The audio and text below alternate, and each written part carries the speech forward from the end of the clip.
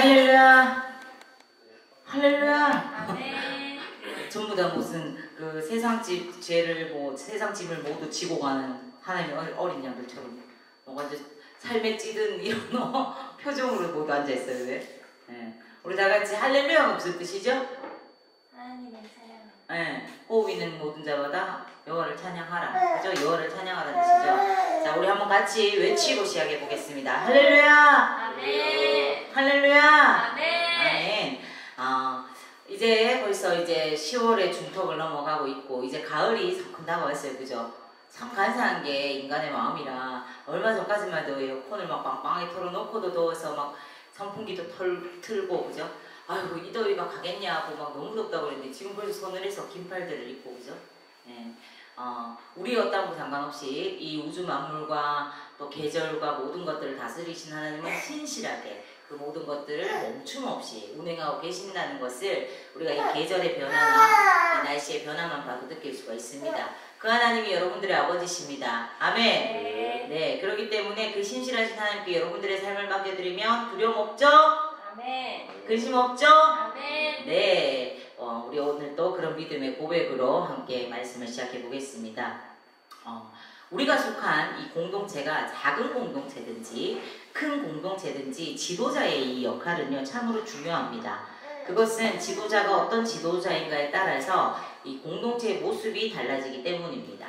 그런데 우리는 보통 지도자라고 할 때 어떤 특별한 종류의 사람들을 생각합니다. 제가 앞선 그 말씀 시간에도 한번 언급을 했었는데 오스왈드 샌더스는 영적 지도력이라는 이 책에서 지도자는 어떤 사람이냐? 다른 사람에게 영향력을 끼치는 사람이다 라고 정의를 했습니다. 따라서 우리 모두는요 가정과 학교와 직장과 교회와 사회에서 다른 사람들에게 영적인 영향력을 끼치고 있기 때문에 그런 면에서 모두가 우리가 영적 지도자다 이렇게 말을 할 수가 있습니다. 꼭 목사, 강도사, 전도사 이런 식으로 목회자만 영적 지도자가 아니라 여러분들이 하나님의 사람으로서 서 있는 모든 곳에서 어떤 영적인 또 하나님의 사람으로서 끼치는 영향력을 가졌다면 여러분들도 그 선자리에서 뭐가 된다고요? 예, 영적인 지도자가 될 수 있는 것입니다. 자, 또한 이 영적 지도자는요, 좋은 영적 지도자와 나쁜 영적 지도자 이렇게 크게 두 부류로 나눌 수가 있습니다. 좋은 영적 지도자는요, 어떤 사람일까요? 어렵게 생각할 거 없죠. 예. 자기의 어떤 영향력 있는 안에 이렇게 있는 사람들에게 선한 영향력을 끼치는 사람, 그 사람이 좋은 영적 지도자고 나쁜 영적 지도자는 어떤 사람일까요? 반대로 생각하면 되겠죠. 자기 영향력 안에 있는 사람에게 악한 영적 영향력을 끼치는 사람인 것이죠. 우리는요 하나님의 백성으로서 우리가 속한 공동체 속에서 선한 영향력을 끼치는 좋은 영적 지도자가 되어야 되는 줄로 믿습니다. 아멘. 예를 들어서 여러분들이 만약 가정에서 또 학교에서 사회에서 이렇게 살아갈 때 하나님의 사람인 줄 주변에서 알고 있는데 야 네가 믿는 하나님이라면 내가 절대 안 믿어. 이건 내가 좋은 영적 지도자로 그 자리에 서 있는 거예요? 나쁜 영적 지도자로 서 있는 거예요? 나쁜 영적. 네. 그러니까 지금 그걸 말하는 겁니다. 내가 속한 곳에서 야 네가 믿는 하나님이라면 절대 안 믿지. 이러면은 선한 영향을 못 끼치고 있다는 거예요. 그런데 너 뭔가 달라. 너 뭔가 달라. 네가 믿는 하나님이라면 나도 한번 믿어보고 싶어. 이거는 어떤 영향을 끼치고 있는 거예요? 선한 영향력을 끼치고 있는 겁니다. 그래서 우리는요 하나님의 백성으로서 우리가 속한 공동체에서 선한 영향력을 이렇게 끼치는 좋은 영적 지도자가 되어야 돼요. 그러기 위해서 우리는요 영적 지도자의 완전한 원령이신 누구? 영적 지도자의 가장 완전한 원령이 누구실까요? 예수님. 예수 그리스도를 모델로 삼고 그분의 영적 지도력을 배워야 돼요. 배우려면 어떻게 해야 돼요? 성경에서 배웠네. 성경을 보면 되죠. 성경에서 예수님의 행적들, 예수님이 이 땅에 오셔서 정말 스승으로서 어떻게 살아가시고 어떤 영향을 끼치고 살아가셨는가를 여러분들이 매일과 같이 보고 또 묵상하다 보면 자연스럽게 예수님 닮아갈 수 있는 줄 믿습니다. 아멘. 또한 예수 그리스도를 많이 닮은 좋은 영적인 지도자들이 있어요. 그분들을 모델로 삼고 그들의 영적 지도력도 배울 필요가 있습니다. 이런 측면에서 우리가 지금 매주 살펴보고 있는 이 느헤미야는요 다른 사람들에게 모범을 보이면서 선한 영향력을 끼쳤던 좋은 영적 지도자였습니다. 어떤 학자들은요, 느헤미야가 예수 그리스도의 모형이다 이렇게 말을 하기도 합니다. 그런데 느헤미야가 좋은 영적 지도자가 될 수 있었던 중요한 이유가 있습니다. 우리가 살펴본 내용들을 바탕으로 여러 가지 이유들을 꼽을 수가 있겠지만 무엇보다도 느헤미야는 하나님을 경외했기 때문입니다. 그는 본문 15절에서요, 나는 하나님을 경외함으로 이같이 행하지 아니하고 라고 직접 고백을 합니다. 여기서 하나님을 경외한다. 여러분들 경외한다는 말이 무슨 뜻인지 선뜻 이해가 잘 안 되시는 분들도 계실 수 있어요. 이는요, 하나님의 완전히 거룩하시고 의로우신 분이신 것을 인식하면서 그분을 공경하고 두려워한다 하는 이런 뜻이라고 생각을 하시면 됩니다. 그러니까 우리가 어른들을 공경하잖아요. 그죠? 예. 그렇다고 해서 그 어른들을 싫어하거나 우리가 공포의 대상으로 생각하는 건 아니잖아요. 그런 것처럼 우리가 하나님을 경외한다는 것은 그분을 공경하고 또 두려워하는 존재로 그렇게 그분 앞에서 그러면 어떻게 돼요? 조금 더 예의 있게 조심하게 되듯이 사람 앞에서도 하나님을 그런 마음으로 따르는 것을 경외한다라고 합니다.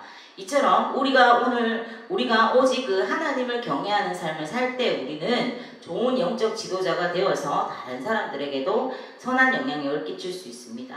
또한 우리가 하나님을 경외할 때 우리 삶 속에서 다른 사람들의 모범이 되어질 수 있는 아름다운 모습이 나타나게 되는 것입니다. 이 시간 말씀을 살펴보면서 큰 도전과 지혜를 얻고 은혜를 누리게 되기를 소망합니다. 은서담에 소망합니다. 아멘. 첫째, 하나님을 경외하는 사람들은요, 올바른 가치관을 가지고 인생을 살아갑니다. 가치관이라는 것은 굉장히 중요한 것이죠. 어쩌면 나를 표현할 수 있는 가장 좋은 어떤 매개체도 가치관이라고 할 수 있어요. 가치관이라는 것은 그 사람이 무엇을 생각하고 무엇을 인식하고 어떻게 판단하고 바라보고 결정하고 살아가느냐의 잣대가 되기 때문이죠. 하나님을 경외하지 않는 사람들은요, 필연적으로 잘못된 세속된 가치관을 가지고 인생을 살아갈 수밖에 없습니다. 왜냐하면 그들은요, 완전히 거룩하시고 의로우신 그 하나님을 공경하지 않고 두려워하지를 않기 때문입니다. 그래서 그들은요, 수단과 방법을 가리지 않고 세상 사람들이 가장 못 매는 게 뭐예요? 수단 방법 안 가리고 제일 못 매는 거. 돈. 예, 뭐니 해도 money지. 이렇게 말하면서 수단과 방법을 가리지 않고 어쨌거나 돈을 많이 벌고 많이 모으려고 합니다. 그 결과 가난하고 불쌍한 사람들은 그들의 악한 행위 때문에 고통을 당할 수밖에 없는 겁니다. 지난주에 우리가 살펴봤던 것처럼 예루살렘의 부자들과 이 세력가들이 바로 그런 삶을 살았기 때문에 느헤미야에게서 준엄한 책망을 들었던 겁니다. 또 하나님을 경외하지 않는 사람들이 권력이나 지위를 가지게 되면 백성들을 위해서 군림하면서 자기들의 이익을 위해서 부당하게 그 권력을 행사하고 백성들을 착취하고 압제하게 됩니다. 느헤미야보다 먼저 있었던 유대의 총독들과 관리들이 바로 그랬습니다. 본문 15절 우리 함께 봅니다. 나보다 먼저 있던 총독들은 백성에게서 양식과 포도주와 또 은 40세겔을 그들에게서 빼앗았고 또한 그들의 종자들도 백성을 압제하였으나 나는 하나님을 경외함으로 이같이 행하지 아니하고. 느헤미야가 오기 이전에 총독들은요, 백성들로부터 매일매일 양식과 포도주는 물론이고 은 40세겔을 착취했어요. 여러분들 보세요. 은 1세겔이요. 좋아요. 옆에 자는 친구 깨워주는 거, 그거는 아주 그 친구의 영혼에 유익합니다. 예, 두 남매가 뭐 하셨어요? 예?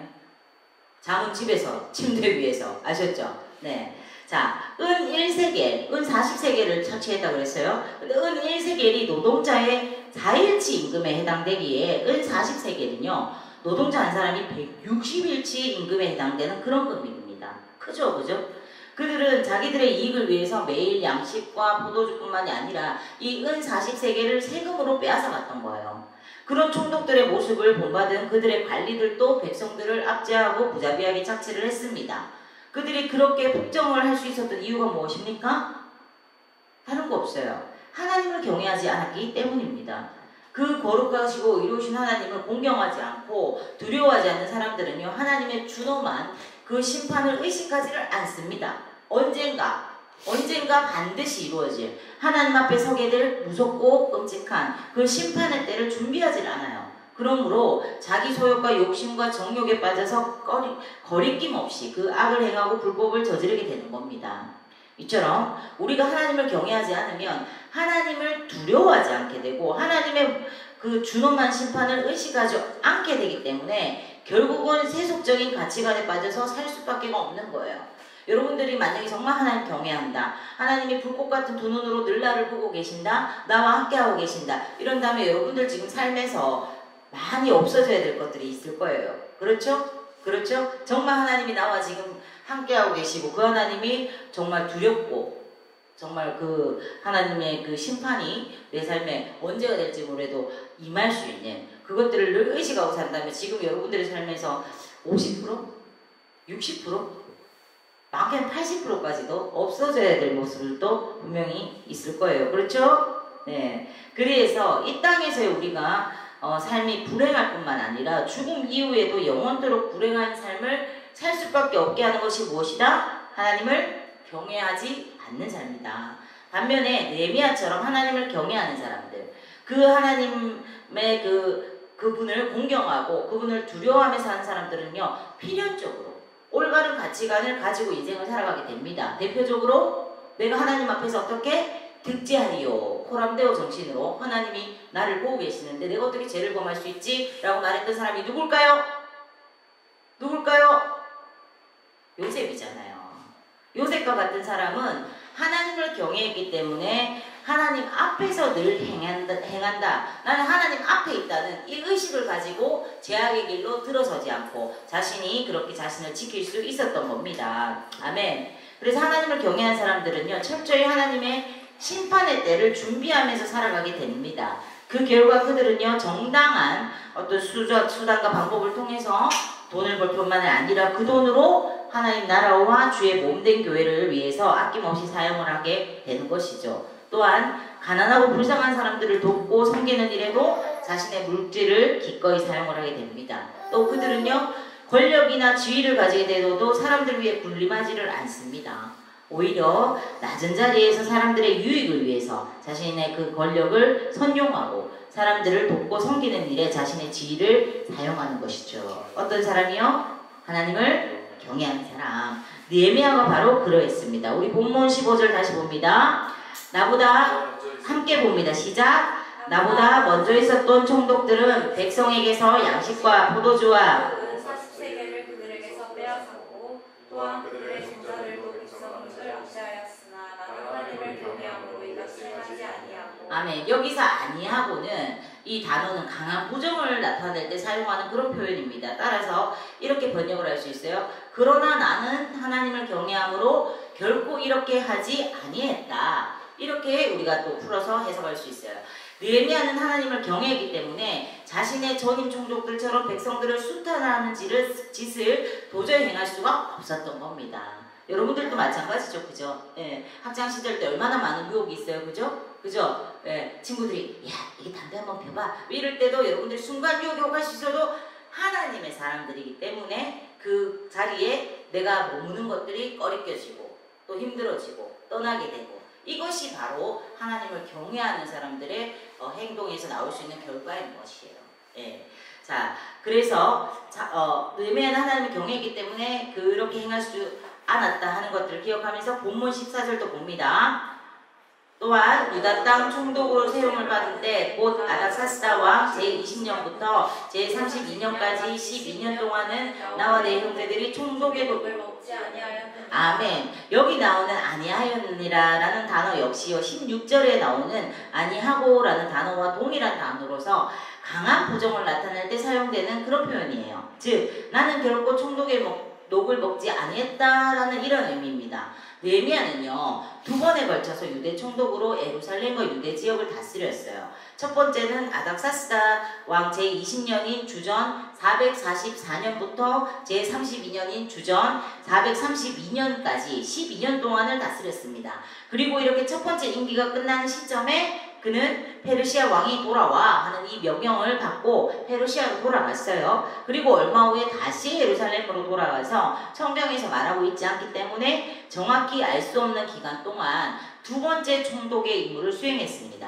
느헤미야가 첫 번째 유대 총독으로 다스릴 때 그는요 총독의 녹을 먹지 아니했고 그의 형제들 즉 그와 함께 일했던 고위 관리들 역시 이 녹을 먹지 아니했다라고 말을 합니다. 여기서 총독의 녹은요 히브리 원문 성경에는 총독의 빵이라고 이렇게 표현이 되어 있어요. 즉 느헤미야와 그의 고위 관리들은요 느헤미야가 이 총독으로 재직하는 12년 동안 페르시아의 다른 총독들과는 달리 총독에게 법적으로 부여된 권한이었던 특권인 가나안 구역의 백성들로부터 또 느헤미야의 경우는 유대 백성들로부터 거둬들인 그 양식으로 생활하지를 않았다는 겁니다.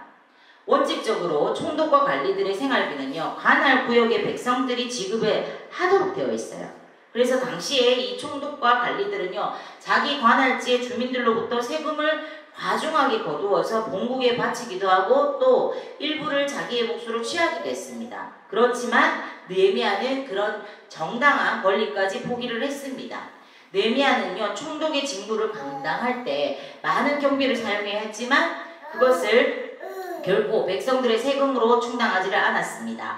본문 17절로부터 18절을 함께 봅니다.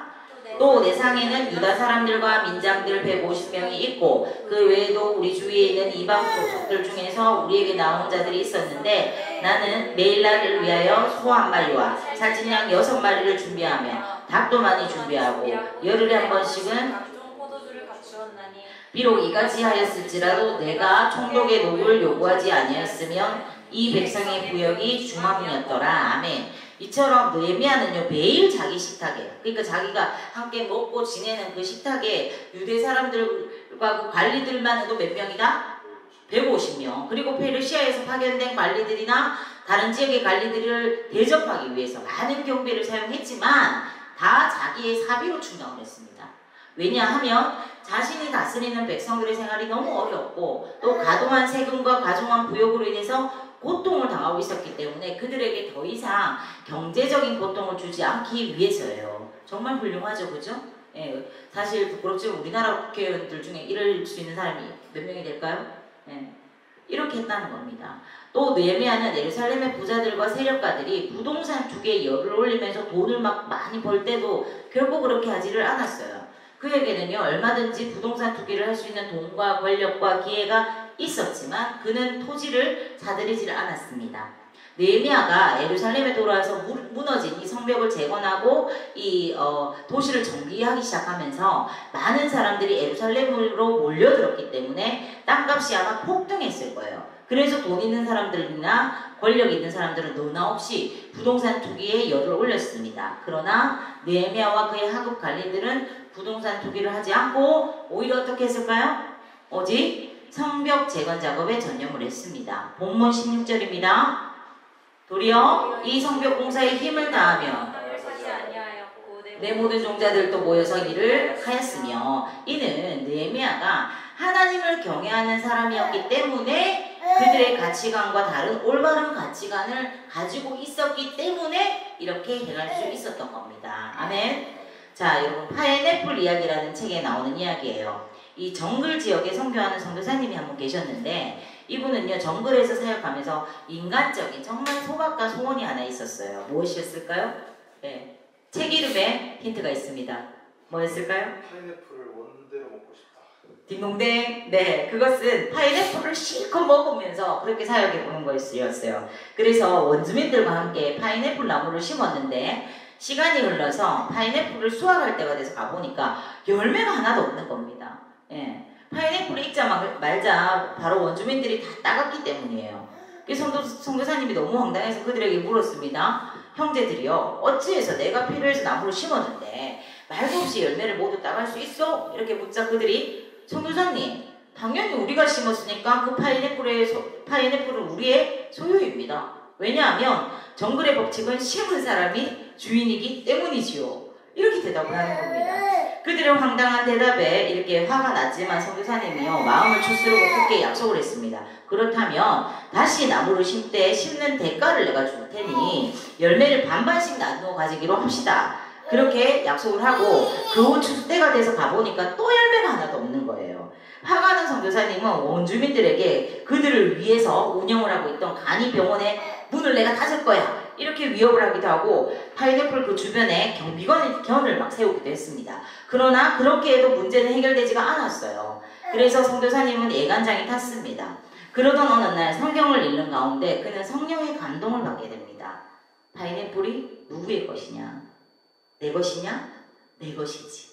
이런 감동을 받게 돼요. 그래서 선교사님은 그 순간에 자신이 인간적인 생각으로 욕심을 부리다가 이 모든 것들, 자연만물과 모든 것들의 진정한 주인이 누구신가를 망각하고 있었다는 것을 깨닫게 됩니다. 그 또다시 원주민들의 열매를 파인애플 열매를 모두 따갔지만 선교사님이 화를 내지 않았어요. 그 마음이 하나님을 경외하는 마음으로 바뀐 것입니다. 그의 가치관이 세속적인 어떤 가치관이 움직이는 부분이 있었던 영역이 올바른 가치관으로 하나님을 경외하는 가치관으로 바뀌게 된 것이죠. 이를 이상하게 생각한 원주민들이요 선교사님을 찾아와서 묻습니다. 선교사님 올해는 왜 우리에게 화를 내지 않습니까? 예. 그렇게 하자 선교사님이 이렇게 대답을 하죠. 이제까지 나는 그 나무가 내 것이라고 생각해서 화가 났었습니다. 그러나 그것은요 잘못된 생각이었어요. 왜냐하면 하나님께서 이 모든 것들의 진짜 주인이시기 때문입니다. 저는 그 사실을 잊고 있었습니다. 이렇게 고백을 했습니다. 그 후에도 더러 파인애플을 훔쳐가는 원주민들이 있었지만 이상하게도 훔쳐가는 사람들에게 어떤 일이 일어나거나 아이가 병이 난다든지 하면 자기들끼리 먼저 이렇게 말을 한 거예요. 우리가 하나님의 것을 훔쳐서 이런 일이 일어난 것 같아. 이렇게 하다 보니 그 정글에는 도둑이 없어졌고 선교사님도 자기가 심은 파인애플을 나누어 먹었을 뿐만 아니라 진정한 그리스도의 사랑을 나누면서 살게 되었다는 이야기입니다. 이처럼 우리가 사람들에게 선한 영향력을 끼치기 위해서는요 반드시 하나님을 경외하는 마음을 먼저 가져야 하는 줄로 믿습니다.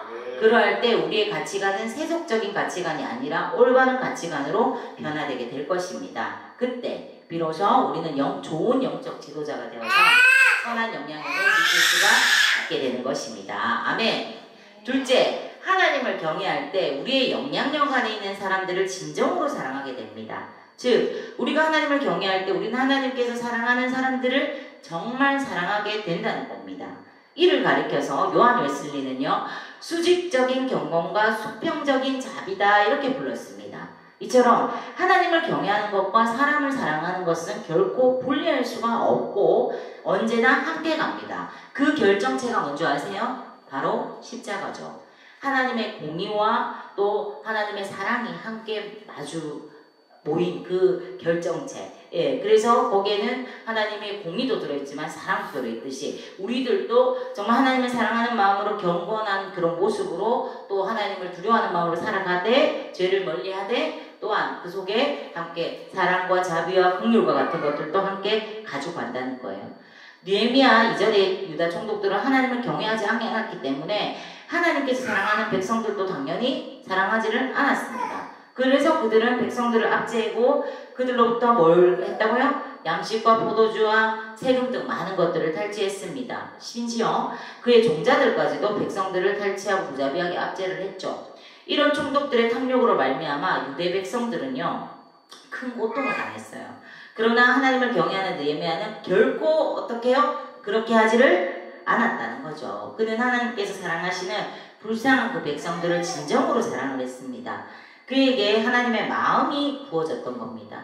느헤미야는요 페르시아 왕의 총애를 받는 높은 고위직 술관원이었지만 그 지위를 박차고 예루살렘으로 돌아와서 무너진 성벽 재건 작업을 시작한 것도 또 성벽을 재건한 후에 유대 지역의 정치와 경제의 안정 그리고 신앙의 부흥을 가져오기 위해서 12년 동안 값비싼 희생을 치른 이유도 바로 백성들을 진정으로 사랑했기 때문입니다.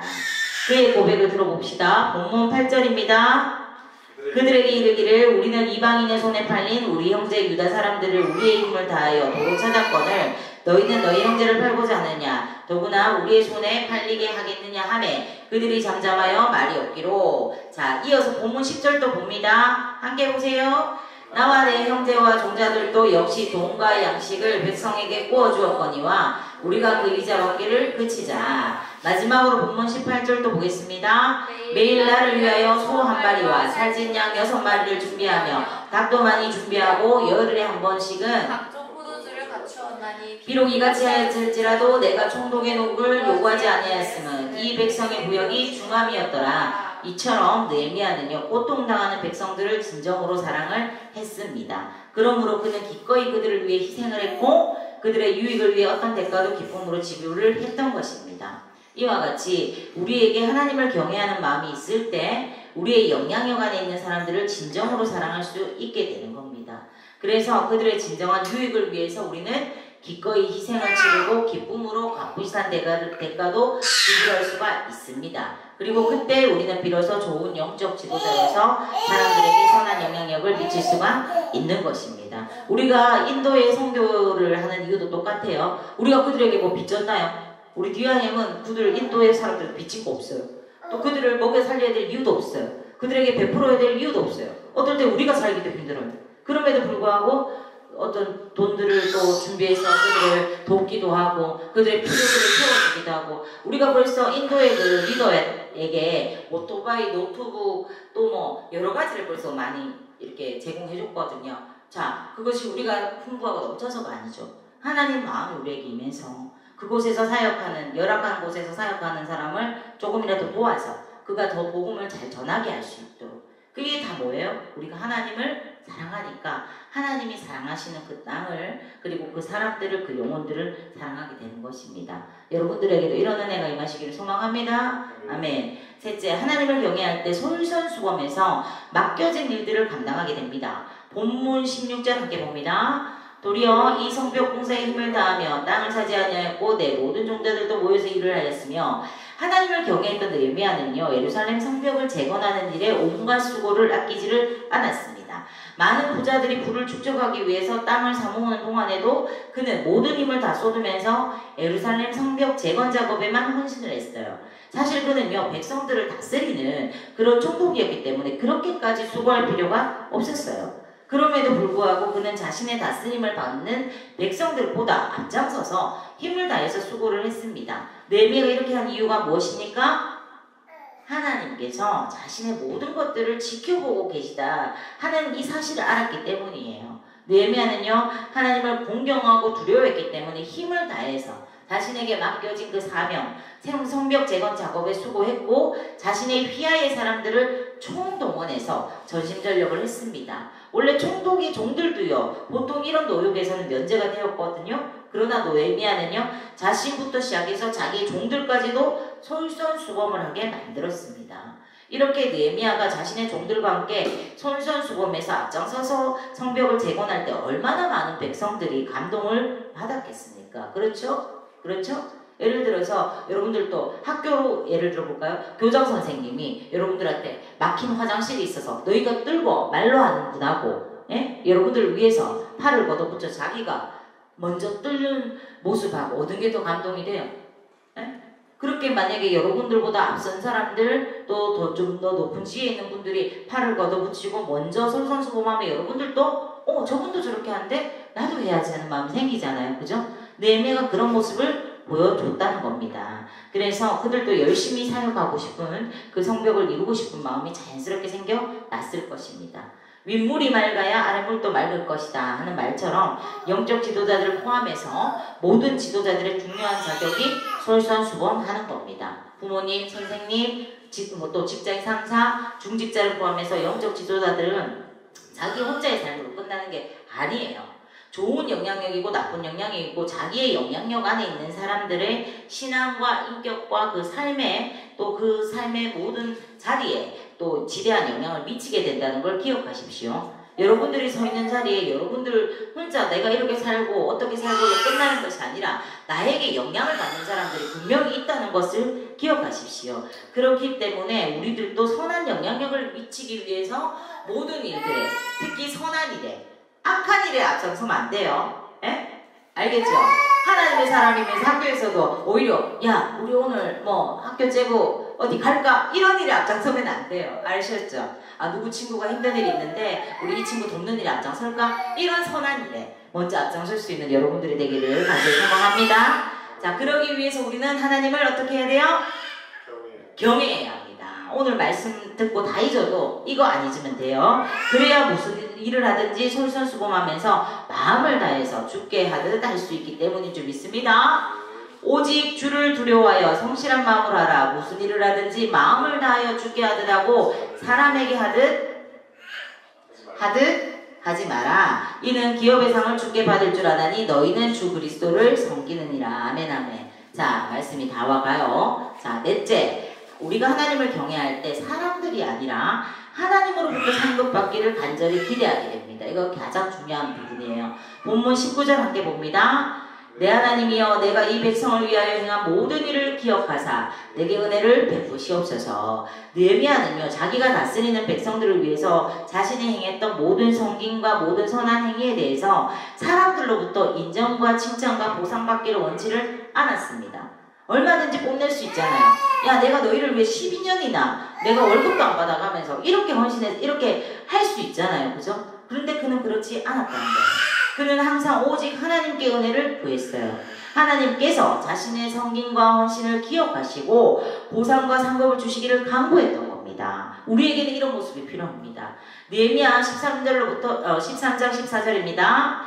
내 하나님이여 이 일로 말미암아 나를 기억하옵소서. 내 하나님의 정과 그 모든 직무를 위하여 내가 행한 선한 일을 도말하지 마옵소서. 아멘. 느헤미야가 하나님께 계속해서 기도한 내용이 무엇인 줄 압니까?